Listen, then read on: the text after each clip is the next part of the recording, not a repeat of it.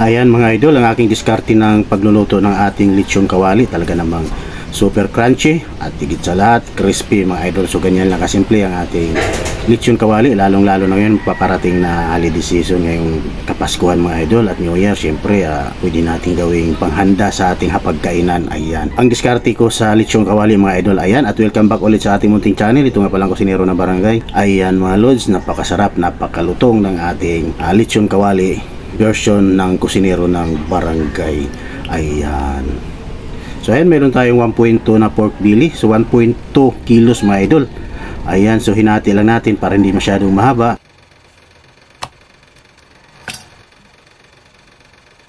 So ayan, pakuluan natin idol, pakuluan natin ang ating pork belly hanggang sa lumambot. So ayan, naglagay tayo ng laurel, siyempre pampaaroma, bawang, luya, at syempre yung ating asin, rock salt, at syempre yung ating buong paminta. Ayan, syempre habang kumukulo para manunuot ang kanyang lasa at higit sa lahat mabango ang ating lechon kawali pagka ito'y atin ang pinirito. Ayan mga lods. So ayan, pagkalipas ng ilang oras na pagpapakulo mga idol, ayan na at lumambot na. So sa mga nagpapakulo nga pala ng lechon kawali, so wala naman pong saktong oras, pero pwede naman nating tignan kung talagang malambot na, okay na. So kung napalambot nyo sa loob ng isang oras, pwede na. So kung napalambot nyo sa loob ng kalahating oras, pwede na, kasi ang baboy naman ay nakadepende rin yan. May baboy kasi talagang matigas. Ayan, meron namang super lambot at madali lang siyang palambutin. Kaya ang pagluluto po nito ay tansyahan na lang mga idol. So tingnan lang natin kung kailang lumambot. So hindi tayo pwede magbigay kung anong saktong oras. Mamaya ang nabili po natin karin baboy ay medyo matigas. So ayan, nilagyan natin ng asin bago natin i-prito ang ating lechon kawali. Ayan mga idol, napakadali, napakasimple at napakasarap talaga pagdating sa handaan pag mayroon tayong lechon kawali sa ating hapagkainan. Ayan. So kahit di ko na tinakpan ay hindi naman siya masyadong pumuputok mga idol. So ang gagawin natin ay i-refry natin ulit. So papahingain lang siguro natin ng konti, tapos pag lumamig na, so yung iba pwedeng ilagay sa ref para lumamig agad. So sa atin hindi na, so pahangin na lang natin.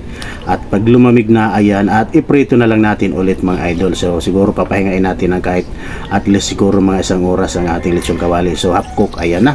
So pagkatapos ng magpahinga ng ating lechon kawali ay ayan na, iprito na natin. Final na yan mga idol hanggang sa maluto at lumutong ang ating lechon kawali. So ayan, ganyan lang kasimple ang pagluluto ng lechon kawali. Wala nang ano-ano pa, wala nang chichiburichi pa, kung ano-ano pang mga diskarte, pero ganyan lang ang pagluluto ng lechon kawali mga idol. Ayan, at syempre di pa rin maiwasan ang may putok. Ayan, at may pagsabog, lalo na pag pinisikan natin ng tubig.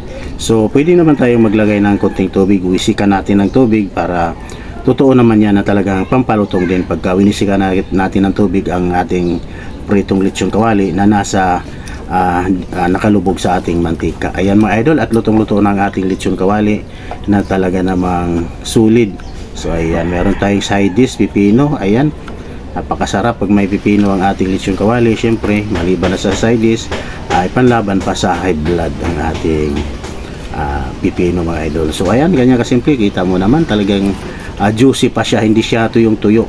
So pangit kasi sa lechon kawali pag overcook na ating niluto at overcook sa prito, syempre hindi na siya juicy, kundi tuyot na ang laman nito mga idol. Ayan, at ganyan lang ang aking diskarte sa aking pagluluto ng lechon kawali based sa aking nalalaman. Ayan mga idol, at maraming salamat muli sa inyong lahat sa walang sawang suporta sa ating YouTube channel at sa ating page.